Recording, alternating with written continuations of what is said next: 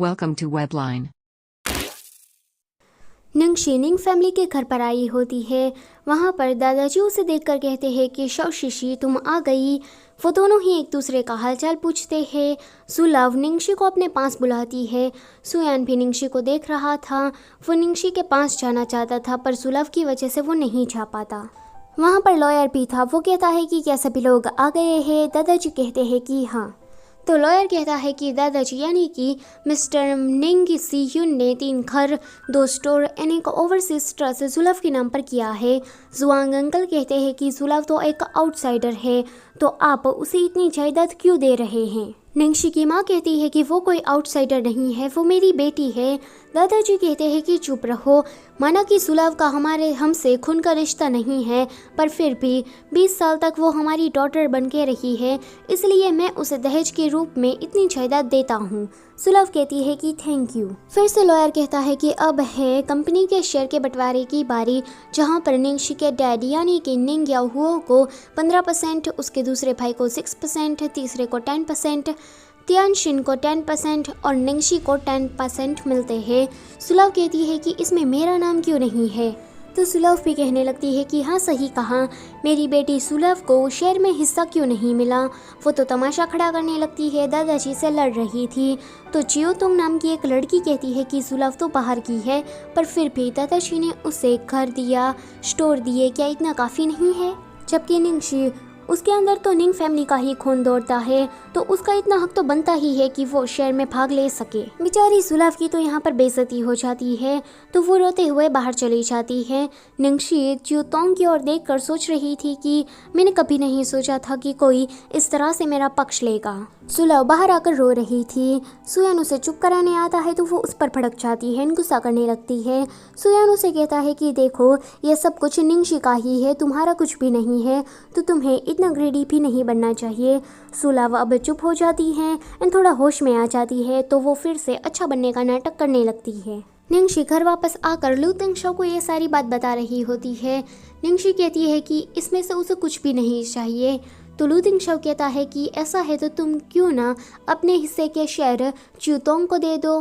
निंगशी कहती है कि हाँ ये तो तुमने ठीक कहा, मैं यही सोच रही थी। फिर निंगशी लू तिंगशाओ से कहती है कि मोलिंग तियान के डैड का बर्थडे आ रहा है और उसने मुझे पर्सनली इनवाइट किया है।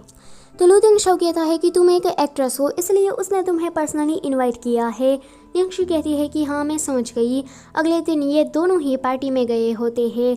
निंगशी को देखकर सभी लोग उसकी तारीफ करने लगते हैं।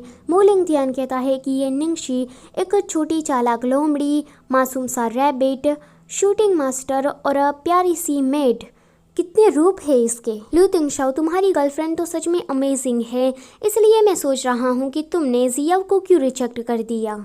लू तिंगशाओ कहता है कि मैंने रिजेक्ट किया है पर तुमने तो नहीं। मोलिंग तियान कहता है कि जियाओ एक बार रिजेक्ट हो गई है तो वो इतनी चिपकू तो नहीं बनेगी, देखना वो तुम्हारे आसपास भी नहीं मंडराएगी।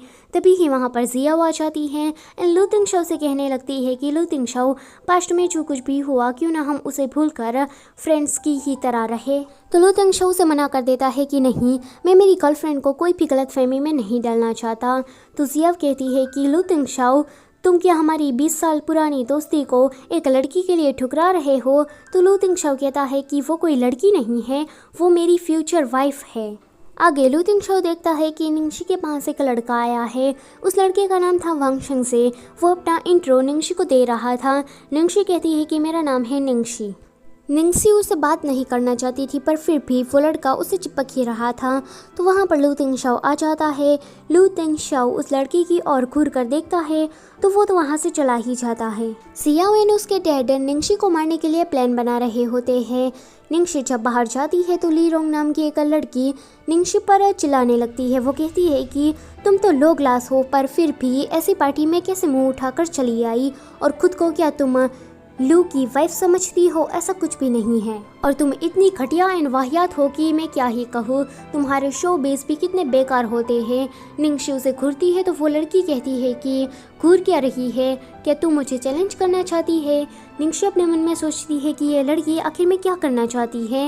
निंगशी अपने आप में ही पानी में कूद जाती है। यह देखकर लू तिंगशाओ से बचाने के लिए कूदता है। निंगशी उसे के हाथ में लिखती है कि प्लीज कोऑपरेट करना, मैं बस एक्टिंग ही कर रही हूँ।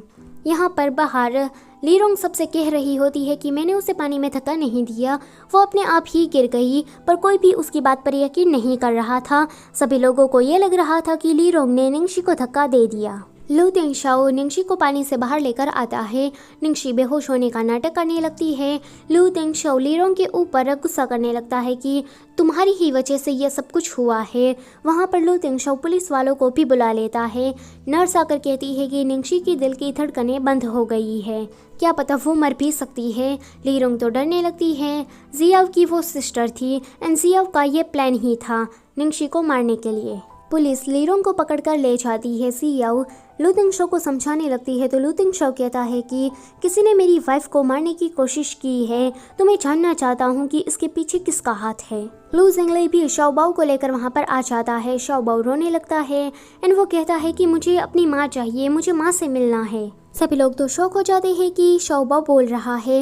लू जिंगली कहता है कि शाओबाओ तुम अभी बोले मेरे सामने। नर्स आकर कहती है कि आप में से कोई एक पेशेंट से मिल सकता है। लू जिंगली शाओबाओ को जाने देता है।